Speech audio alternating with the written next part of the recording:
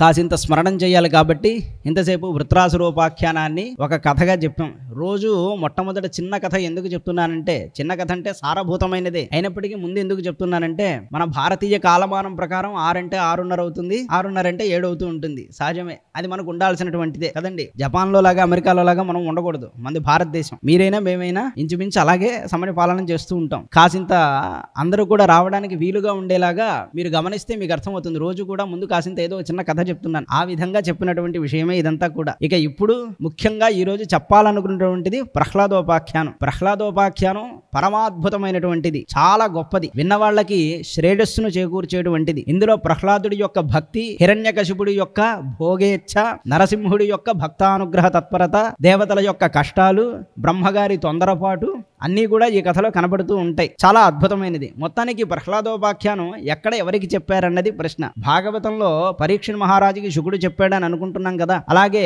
విదురుడికి మైత్రేయుడు చెప్తున్నాడు అని అనుకుంటున్నాం. అయితే ప్రహ్లాదోపాఖ్యానం ఏ విధంగా స్మరింపబడినది అని భాగవతంలో చెప్పారో తెలుసా? భాగవతంలో కథాభాగం వెళ్తోంది, కరెక్టే, నిజమే. కానీ భాగవతంలో భారతంలో చెప్పారు అని ఉన్నది. ఏ సందర్భంలో చెప్పారట అంటే చెప్తున్నాడు. ధర్మరాజు రాజసూయ యాగం చేస్తున్నాడు. ఆ రాజసూయ యాగం చేస్తున్నప్పుడు లోకానికంతటికి గురువుగాను విశిష్టమైనటువంటి అతిథిగాను ఒక వ్యక్తిని పూజ చేయవలసి వచ్చింది. అలా పూజ చేయాల్సినప్పుడు శ్రీకృష్ణ పరమాత్ముడిని విశిష్టమైన అతిథిగా పూజించారు. అది ఇష్టం లేనటువంటి వాళ్ళలో మొట్టమొదటి వాడు శిశుపాలుడు. ఈ శిశుపాలుడు శ్రీకృష్ణుడిని ఎదిరించి ఇలాంటి వాడిని తీసుకొచ్చి అతిథి స్థానంలో కూర్చోబెడతారా? మేమంతా రాజులం కాం అనుకున్నారా? మాలాంటి గొప్పవాళ్ళు ఎంతమంది ఉండగా శ్రీకృష్ణుడిని మీరు ఎందుకు పూజ చేస్తున్నారు అన్నారట. పరమాత్ముడు 100 తప్పులని క్షమిస్తాను అని శిశుపాలుడి తల్లికి వరం ఇచ్చాడు. అదొక విచిత్రమైనటువంటి ఘట్టం. వాడు పుట్టడమే 4 భుజాలతో 3 కళ్ళతో పుట్టాడు శిశుపాలుడు. ఎవరు ఎత్తుకుంటే ఈ పిల్లవాడికి 4 భుజాలు 3 కళ్ళు మాయమవుతాయో వాడి చేతిలోనే వీడికి మరణం అని చెప్పారు పెద్దవాళ్ళు, మహర్షులు అలా చెప్పారు. చెప్పగానే ఈ శిశుపాలుడి తల్లి ఎవరెవరు ఆమె ఇంటికి వస్తారో అందరినీ కూడా ఎత్తుకోనడం మొదలు పెట్టిందట. ఈ విచిత్రమైన వాడిని మేము ఎత్తుకునే కర్మ మాకేంటని ప్రతివాడు ఎత్తుకోవడం మొదలు పెట్టాడు.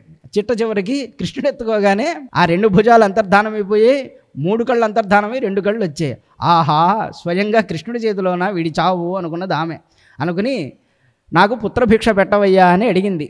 అడిగితే కృష్ణుడు అన్నాడు, అలా కర్మని తప్పించడం కుదరదు తల్లి, కానీ నీకు ఒక వరం అయితే ఇస్తాను. వీడు 100 తప్పులు చేసే వరకు నేను క్షమిస్తాను అన్నాడు. అందుకే రాజసూయ యాగంలో శిశుపాలుడు ముందు తిడుతూ ఉన్నప్పటికీ కూడా మౌనం వహించాడు పరమాత్మ. వాడి 100 తప్పులు పూర్తిగానే చక్రాయుధంతో వాడిని సంహారం చేశాడు. ఇలా సంహారం చేసి తక్షణమే కృష్ణుడి చేత నిహతుడై అందరూ చూస్తూ ఉండగానే అతడిలోంచి ఒక జ్యోతి ఆవిర్భవించి, అంటే అతడి కళేబరం నుంచి ఒక జ్యోతి పైకొచ్చి వెంటనే కృష్ణ పరమాత్మలో ఐక్యమైపోయింది. ఇది ధర్మరాజు గారికి అట్టే నచ్చలేదు. ఏమండి, మేము ఇంత కష్టపడి కృష్ణ భగవానుణ్ణి స్మరణం చేస్తూ ఉంటాం కదా, వీడేమో పుట్టింది మొదలు కృష్ణుణ్ణే హరి సాధింతు హరిన్ వధింతు అంటూ ఉంటాడు. పోతన గారు అంటారు ఆ మాట తెలుగు భాగవతంలో. హరిని సాధిస్తాను, హరిని భంజిస్తాను, హరిని నేలకూలుస్తానని మాట్లాడుతూ ఉంటాడు వీడు. వీడి నోరు ఒకనాటికి కూడా పడిపోదయ్యా, వీడి దేహమే కింద పడదు, అట్లాంటి దరిద్రుడు వీడు. వీడు మరణించి కృష్ణుడిలో ఐక్యం అవడం ఏంటి? ఇది చాలా ఆశ్చర్యంగా అనిపిస్తుంది నాకు. కాబట్టి వీడిని గురించి కాసింత నాకు చెప్పవలసింది. ఏంటి ఈ ఆశ్చర్యం అంతా కూడా అడిగట్ట. దమఘోష సుతఃపాప ఆరభ్య కలభాషణాత్ సంప్రత్యమర్షి గోవిందే దంతవక్త్రశ్చ దుర్మతి. శిశుపాలుడు ఒక్కడే కాదు, దంతవక్త్రుడు కూడా ఇట్లాంటి వాడే అయ్యున్నాడు. అవినాశి అయిన పరబ్రహ్మడే శ్రీ మహావిష్ణువు, ఆయనే శ్రీకృష్ణుడు కూడా. కానీ వీళ్ళిద్దరూ కృష్ణ పరమాత్ముని ఎప్పుడూ కూడా తిడుతూ ఉన్నారు. భగవానుడిని పొందడం అనేది చాలా కష్టమైనటువంటి విషయం. అలాంటి స్థితిలో వాళ్ళలో వీళ్ళందరూ కూడా పరమాత్మలో ఐక్యతను ఎలా పొందారు? ఇది చాలా అద్భుతం. దీని గురించి నాకు చెప్పాలి అనగానే నారద మహర్షి చాలా సంతోషించట.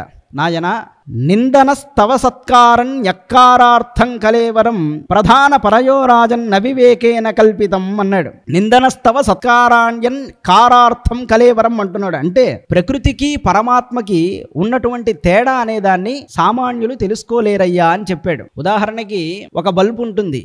ఈ బల్బ్ అనేది సహజంగా పనిచేస్తుందా అండి అంటే అందులో కరెంటు వెళ్తే కదా వెలుగుతుంది. కరెంటు లేకపోతే బల్బు వెలగదు, అది అలా ఉంటుందంతే. ఈ ప్రకృతిని మనం ఒక బల్బుతో పోల్చుకోవచ్చు. ఇందులోకి పరమాత్ముడి యొక్క శక్తి ఎప్పుడు వెళ్తుందో దానిలో అప్పుడు చైతన్యం కలుగుతూ ఉంటుంది. అదేవిధంగా ప్రకృతికి పరమాత్మకి ఉన్నటువంటి భేదాన్ని సామాన్యులు తెలుసుకోలేక భ్రమపడుతూ ఉంటారు నాయన. ఈ దేహం నిందాస్తుతులకి కల్పితమైనటువంటి సన్మానాలకి సుఖదుఖాలకి యోగ్యమై ఉంటుంది. కానీ శరీరం వేరు ఆత్మ వేరు అనబడేటువంటి జ్ఞానం కొద్దిగా ఎవరికి కూడా కలగడం లేదు. మానవుడు గట్టిగా వైరాన్ని పూని భగవంతుడితో సంబంధం పెట్టుకున్నా కూడా వాడు తరిస్తాడు. నిన్న కూడా మనం అనుకున్నాం, శత్రుత్వాన్ని భగవంతుడితో సవ్యంగా పెట్టుకున్నా కూడా వాడు తరిస్తాడు. ఎందుకంటే ఏ విధంగా నిప్పుని ముట్టుకున్నా కాలుతుంది కదా, అదే విధంగా అని ఇక్కడి నుంచి కొంత భ్రమరకీట న్యాయాన్ని చెప్తాడు. భ్రమరకీట న్యాయం ఏంటో మనం ముందు రోజుల్లో చెప్పుకున్నాం. ఒక తుమ్మెద చిన్న పురుగుని భయం చేత తుమ్మెదగా మారుస్తుంది అన్నాం కదా, అదే భ్రమరకీట న్యాయం అంటే. భక్తులు భగవానుణ్ణి భక్తితో పొందుతారు, అలాగే ఇతరులు కూడా ఇతరమైన భావాలతో పొందవచ్చు. కామాద్ ద్వేషాద్ భజాత్ స్నేహాత్ యథా భక్త్యేశ్వరే మనః ఆవేశ్య తదఘం హిత్వా బహవస్తద్గతిం గతాః అంటున్నాడు. భక్తులు భక్తితో పొందితే కొంతమంది కామంతో పొందుతారు, కొంతమంది ద్వేషంతో పొందుతారు, భయంతో పొందుతారు.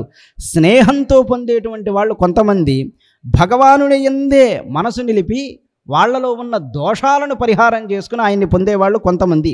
ఉదాహరణ చెప్పాలంటే గోపికలు వాళ్ళకి కృష్ణుడు పరమాత్ముడు మహానుభావుడు అనే విషయాలు మొట్టమొదటి తెలియవు, కేవలం కృష్ణుడి పట్ల ఆకర్షితులయ్యారంతే. ఆ మాత్రం ఆకర్షణకి గోపికలందరూ కూడా తరించిపోయారు నాయన.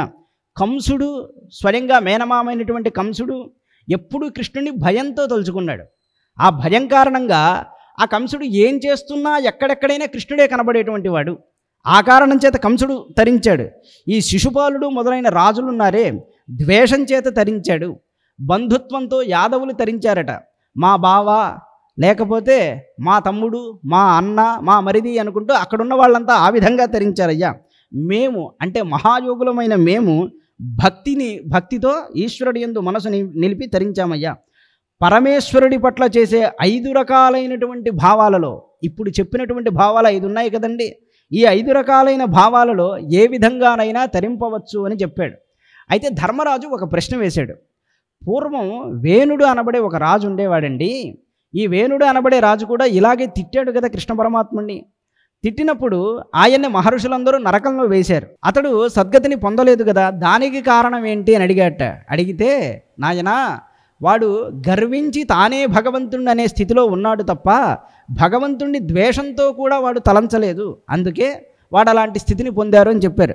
నిజానికి ఎప్పుడూ దేవుడు లేడు అనేటువంటి వర్గం వాళ్ళు కొంతమంది ఉంటారు.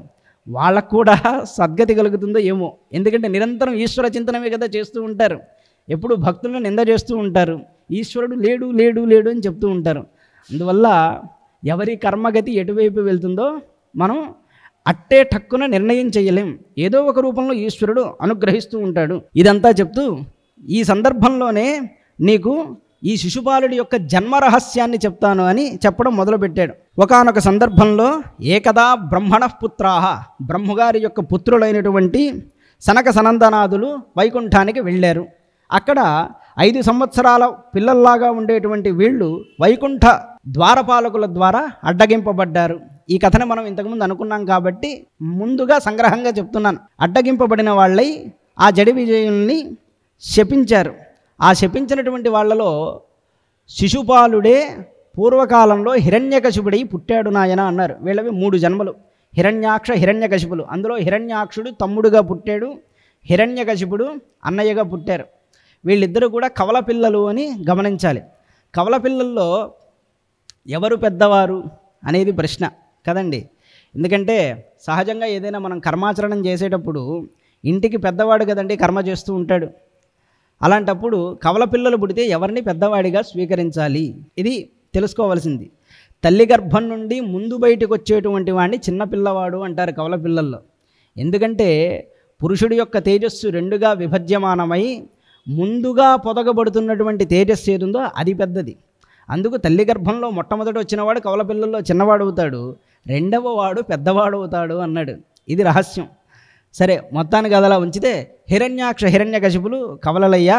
అందులో హిరణ్యాక్షుడు తమ్ముడన్నాడు, హిరణ్యకశిపుడిని పెద్దవాడని అన్నారు. హిరణ్యకశిపు పుత్రం ప్రహ్లాదం కేశవప్రియం జిఘాంసురకరోన్నానా జాతనా మృత్యుహేతవే అన్నాడు. శ్రీహరికి ప్రియమైనటువంటి వాడు ప్రహ్లాదుడు అని చెప్పాడు.